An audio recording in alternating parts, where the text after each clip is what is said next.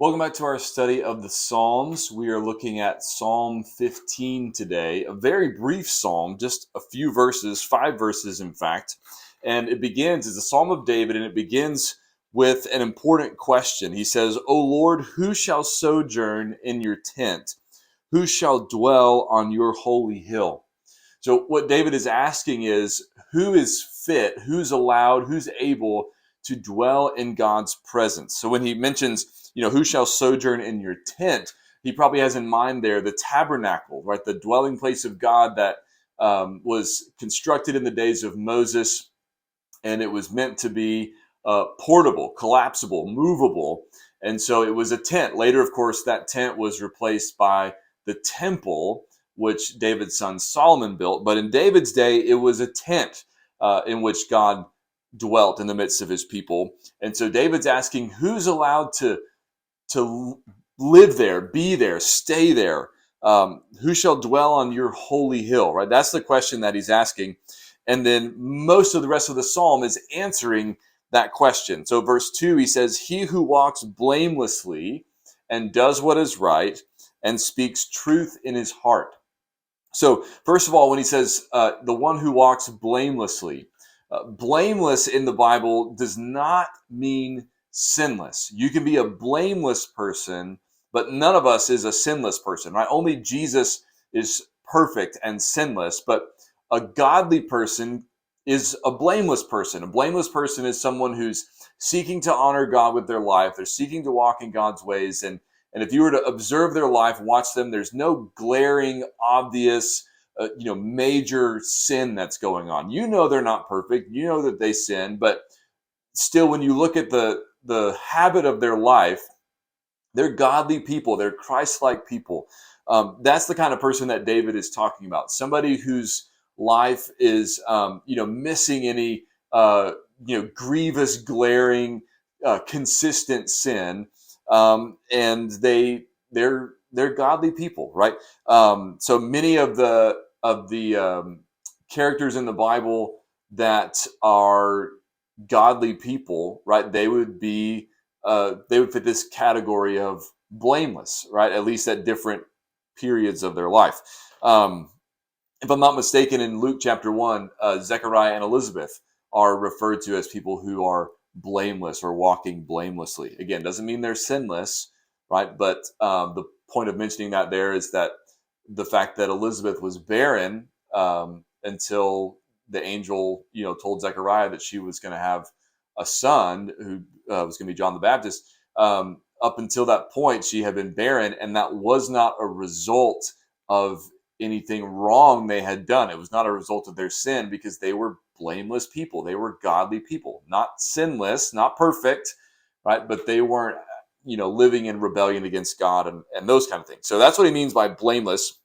He says also this is someone who does what is right? So they're doing what God says. They're seeking to follow God's will, God's instructions in the Word. And then he says this person speaks truth in his heart. Now, in Psalm 14, we notice that it said, the fool says in his heart, there is no God. And I believe we talked about the fact that when it says the fool says in his heart, it's not that he's making a public declaration that there's no God, professing himself to be an atheist. Instead, he's saying to himself, he's saying in his heart, there is no God. And he's doing that to make himself feel comfortable with the sinful things that he's doing. Because if there's not a God that he has to give an account to, then, he doesn't have to worry about the consequences of his sin, at least not in terms of facing God's judgment and being accountable to him. So when it says that this person in Psalm 15, this godly person, speaks the truth in his heart, it's saying that he's telling himself the truth. He's reminding himself of what's true, right? That there is a God that he will have to give an account to, and that God loves him, and that God wants what is best for him. When God says, don't do this, it's not because God is trying to, take away joy. It's because he's trying to lead us into true joy. He knows what's best for us. So he speaks the truth in his heart. And then verse 3, he says, who does not slander with his tongue. So this is someone who's not tearing people down with their words and, saying false things about them to make people think ill of them. He says he does no evil to his neighbor, so he's not seeking to harm anyone, right? He in fact he does the opposite, right? He's loving his neighbor. He's seeking to do what's right. So he does no evil to his neighbor. And then it says, nor takes up a reproach against his friend. Now, this I had a little bit of trouble getting my mind around. What exactly does that mean? How do I explain that? And I was helped, as I often am, by Jim Hamilton's commentary on the Book of Psalms. I consult that weekly. But sometimes something really stands out that explains something that I wasn't able to explain that I want to share with you. So that's what happened this time. And so here's what he says about this phrase, does not take up a reproach against his friend. He says, if we see our neighbors do something worthy of reproach and recognize in ourselves the inclination to do the same thing, we are less likely to reproach and more likely to admonish with gentle love. So in other words, what he's saying is, when this man that doesn't take up a reproach against his friend, what it means is he doesn't sort of pile on against his friend and talk about how terrible he is or how terrible this thing is that he's done. And one of the ways we keep ourselves from doing that, he's saying, is that if we see somebody do something that they shouldn't have done, it was wrong, it was sinful, but we are aware that we could easily do the same thing. We could be tempted the same way. We could fall into the same sin. Then instead of piling on and talking about how terrible they are, that instead we are more inclined to be gentle and admonish, encourage, help, not encourage in their sin, of course, but encourage them to turn from that sin and turn back to God's ways, and do that with humility and gentleness, because we know next time it could be us, right? So this is somebody who doesn't, he's not, again, not piling on against his friend. Then he says in verse 4, in whose eyes a vile person is despised, but who honors those who fear the Lord. Now, this one also I had a little bit of trouble with, because when I read that first part, in whose eyes a vile person is despised, I think of despising mainly in sort of emotional terms, like you hate that person, you despise that person, you look down on that person, those kinds of things. And I was trying to think through, how do we square that with what Jesus says about loving your enemies and praying even for those who persecute you? How do we square that with despising someone? But one of the things that helped me understand what he's talking about here is this statement comes with a pair that is its opposite, right? It comes in a pair, right? The first half of that pair is, in whose eyes a vile person is despised. The second half is, but who honors those who fear the Lord. So in other words, what he's saying is, what kind of person do you honor and esteem and promote and look up to and commend and things like that? Is it somebody who's doing things that are vile and worthy of being despised? Or is it the kind of person who's doing things that are godly and honorable, the kind of person who fears the Lord? So part of what's going on is it's just a stark contrast, right? About who do you admire, honor, look up to, and those kinds of things. The other thing is, and here again, Hamilton helped me with this. This is what he says about this phrase in his commentary. He says, this is not a cruel rejection, talking about despising the vile person. This is not a cruel rejection, but a righteous response to unrepentant wickedness. And he goes on to say, sometimes wicked people are styled as bold, courageous, and interesting, while holy people are seen as restrictive, dour, and boring. If the Lord is our priority, he says, then holy people who fear God will be interesting, courageous, and exciting. So it's really about the kind of person that you esteem, that you admire, that you're interested in. And he's not talking about just any and every kind of ungodly person, right? He's talking about those who are vile, who do terrible, immoral, disturbing, ungodly, awful things, right? And many times in our own culture, the kind of person who does that is esteemed, is honored, is admired, like Hamilton was talking about. But a godly person is going to admire and honor those who fear God, not those who are involved in all kinds of vile and dark and wicked things. Right? And then he says at the end of verse 4, who swears to his own hurt and does not change. So in other words, you sign your name to something, you follow through with it, even if it's painful, even if it's inconvenient, even if you change your mind, want to change your mind and wish you could get out of it, you stick with it because that's what you signed your name to. That's what you swore. That's what you promised.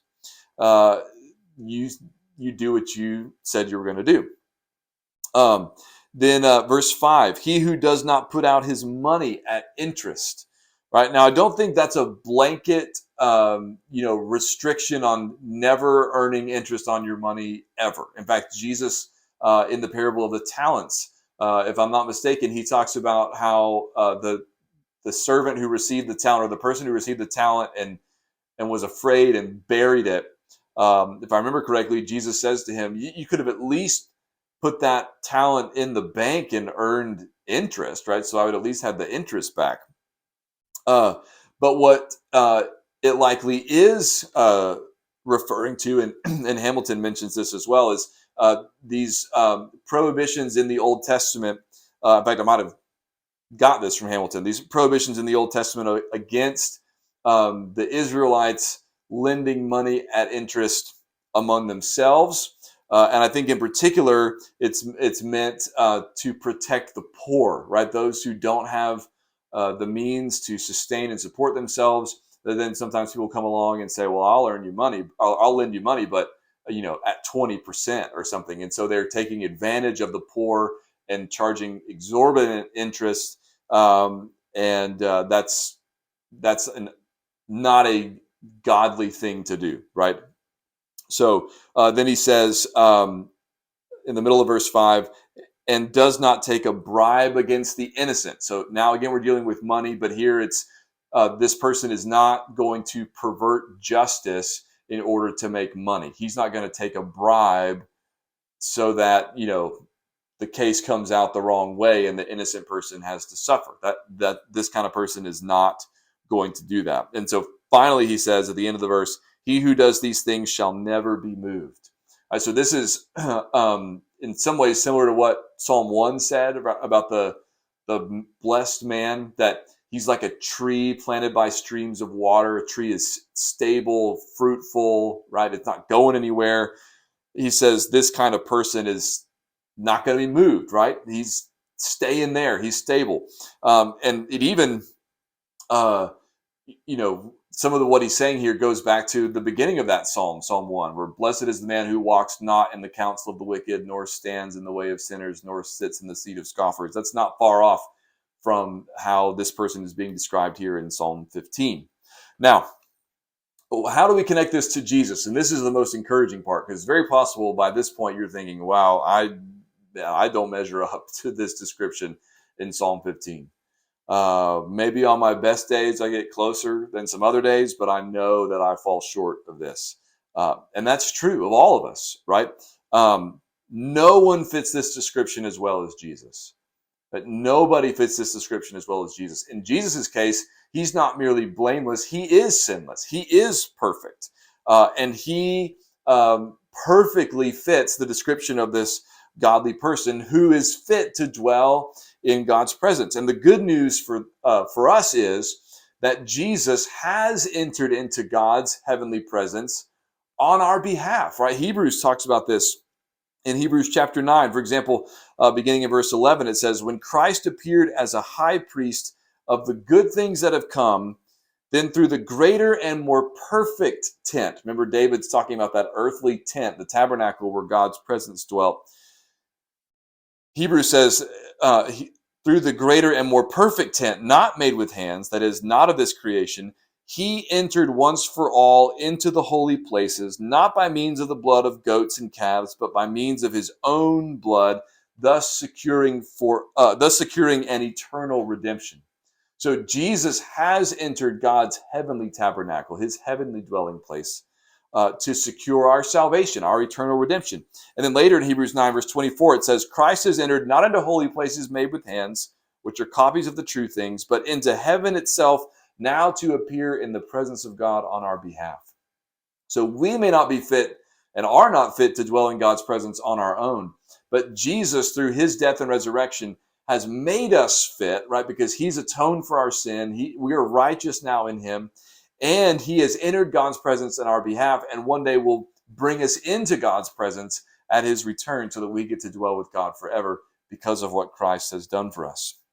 So, what can we pray as we read Psalm 15? Well, we can ask God to help us be this kind of person. Now, we're never going to measure up to this perfectly like Jesus did, but we want to get close, right? We want to grow in these things. So, we can go through those descriptions and ask God to make us the kind of person that Psalm 15 is describing.